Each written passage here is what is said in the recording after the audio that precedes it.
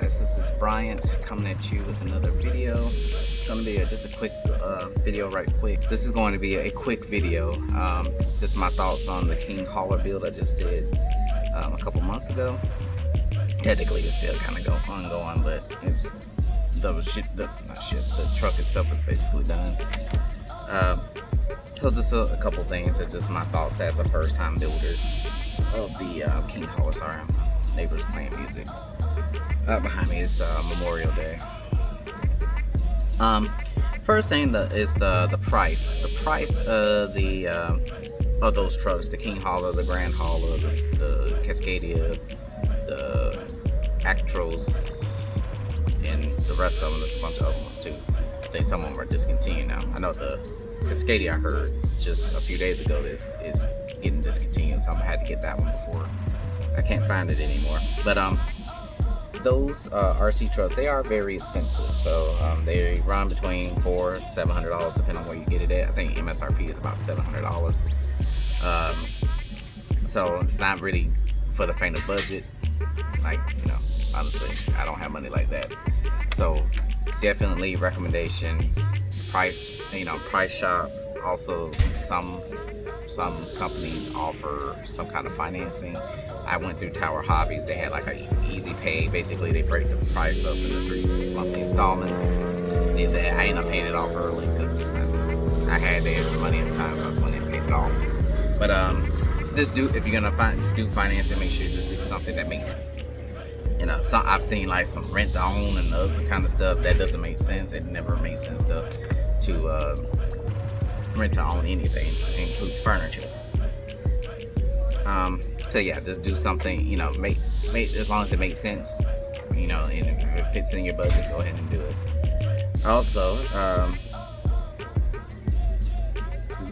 one of the things that kind of annoys me is the fact that it doesn't, you know, for the price that it costs, it doesn't come with everything it needs, like the servos,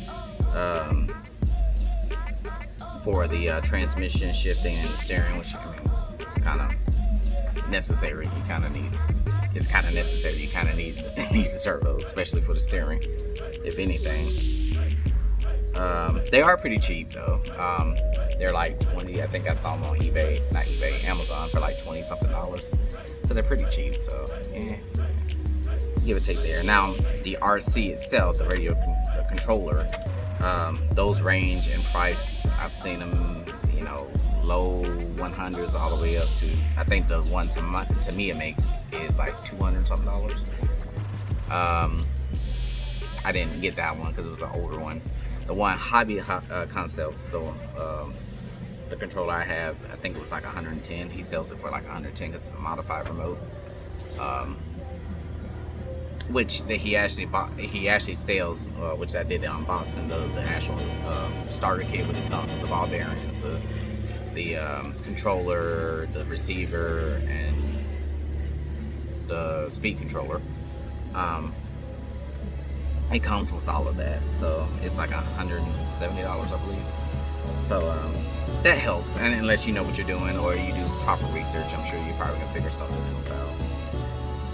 Also, the battery and charger doesn't come with it, which again, that's one of those things that comes with a lot of different options out there. LiPo, nickel, metal hydride, or something like that. With the lithium-ion batteries, I think, which that's what I end up getting with the lithium, because the LiPo batteries, I heard, unless you know what you're doing, they can cause a lot of problems, explosions, catching on fire, stuff like that. So I didn't want to deal with that, so I just stuck with something else. I forgot the differences between the two. Do your own research, figure that out. But it's yeah, I forgot what the differences between the two. Their actual there's the benefits and advantages of one over the other. I think it's lifespan or something like that. I can't remember. Let's look it up. But yes, do your research. Do your research if you do decide to do that. Now I'm building of the truck itself. It was a little touch and go at first because all the screws, which there's a lot of screws. There's about 4 or 5 bags of screws by themselves, and then there's in each bag there's different types of screws, which I had to figure out by watching, I think, one of Hobby Concepts' videos. I love his videos. you have to match up the screws. The best way to do is match up the screws to the actual picture to figure out which ones that you actually need for whatever part of the truck that you're working on, the frame or the suspension or the axles, things like that. So yeah, that's one thing that I actually used the wrong screws a few different times. I thought it was the right screws, but it's just a lot of screws. So take your time and look it up. I did find a kind of hard way to kind of put myself into the rhythm of doing it, by actually putting it together. However, being that the fact that I work and I go to school, that's part of the problem. But trying to get yourself into a rhythm, because it's not like, like putting, I don't know, Starship together or something like that you kind of already know how it's supposed to look and what's supposed to go there.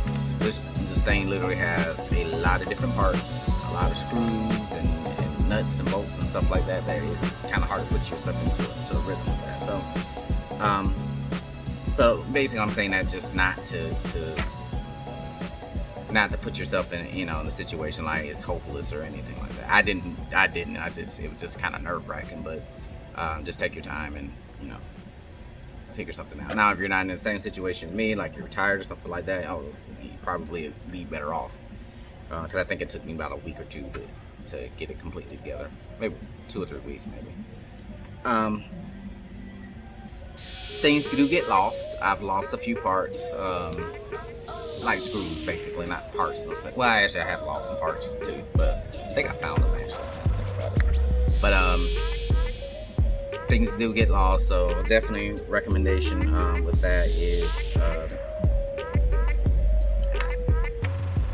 I'm not sure what is a good recommendation for that. I don't know. I'm always losing stuff. I'm always losing ship parts. I had to order something the other day because I lost a part to one of my ships. So, just don't lose stuff. I guess that's the best recommendation.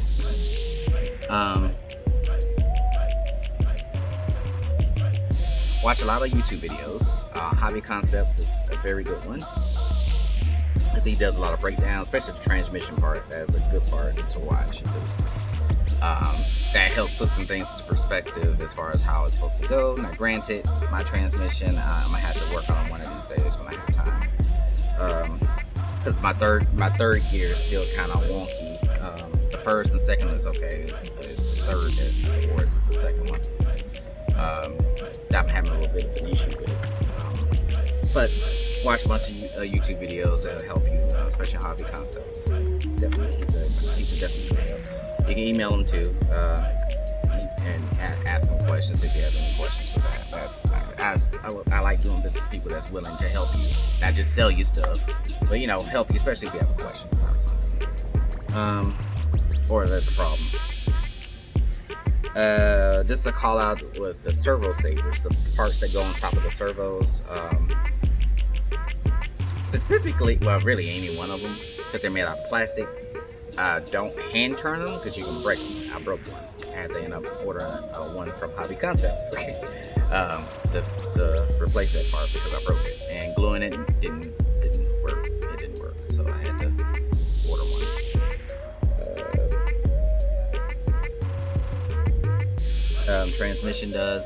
The transmission does need a lot of work to get it right. Again, I'm still working on mine. Well, can't say I'm really still been working on it, because I really hadn't touched the truck since I did the driving video. That's the last time I touched it. It's September, like I said, because I had a lot of stuff going on, and work, school, and some other personal things. Some recommended tools I recommend is tweezers, especially for those small itty bitty screws. Especially if you have big hands. I don't have big hands, but tweezers do help with picking up the small stuff. I use them with the DeLorean as well, because a lot of their screws, a lot of the DeLorean screws are very small. A dish to put all your screws in, I use like a muffin tin. Recommendation from Hobby Concepts. I use that to put all my screws in so I can find everything. And a magnetic dish. A lot of people use it for like really small stuff, screws and stuff. Use it for keeping things in order and not keeping things getting lost. especially if it falls. I mean, it's magnetic, so if it's not, unless it's not metal, if it's in that dish, it's gonna stay in that dish. And just closing out the video, just enjoy it, take your time. It's really nice to look at. I have mine taken apart, the body off of mine, because I gotta clean up some tape residue on it. When you're finished, look into upgraded parts. There's a lot of different vendors. I know I've seen a lot of stuff on eBay with different wheels and tires, bumpers, which I'm replacing the bumper on my King hauler because it does have reverse lights. I'm replacing the bumper on the back, so I can be able to do that. And effects, basically like the sound and lighting kit, which I'm planning on doing later on this year. I was going to do it sooner, but things come up, so I said I'll just do it. Maybe a Christmas gift to myself this year.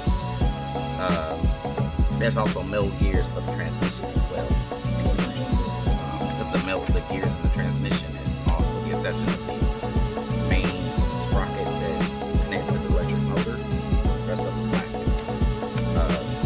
So that's something you can look into also. Also, trailers. There's a lot of different trailers. There's a tanker trailer. It's like a pole trailer, a flatbed, a box, like 2 different boxes that you can buy. Box trailers. I'm planning on getting 1 or 2, probably a few more myself, but I am planning on doing some more for the trucks as well. So, and yeah, the lighting and sound kit is very expensive. I've seen them on eBay as little as $200-something. Tamiya kit, or most everybody else sells it like for $400 or something. The one out, the 200 something ones in Japan, so it's going to take a while to tea, but it's a trade-off. There's also some third-party kits too. I heard that sell, but I heard they're not really that great. I don't know any off the top of my head. That's some more research you can do if you want to do that. I heard they're a little bit less expensive, but they are not as good. Now, granted, I am planning on doing some other things too, maybe with the trailer, the motorized legs, and automatic fifth wheel or something, fifth wheel that connects and disconnects automatically. You don't have to do it by hand. And lighting kit for the trailer and all of that too. I'm sure I'll do all of that too. Well, I'm not sure where I am. I'm going to do it at some point. But right now I'm just kind of just enjoying how it is right now. I haven't really touched this. It's been sitting on my stand in my room for the last couple months, basically, since I finished it.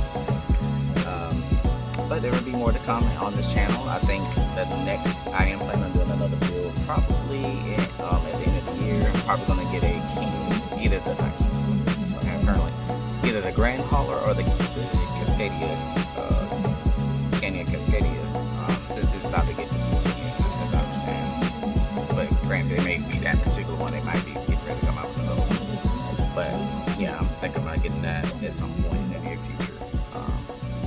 Probably Christmas, Christmas present to myself. And also the lighting, so I will be getting you all updated with that.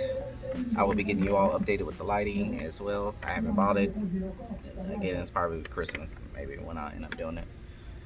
And then also the trailer, I'm probably gonna get. I saw one somewhere. It was $183, so I'm probably gonna get that at some point. Yeah, thank you all for looking at the video, and I'll see you in the next video.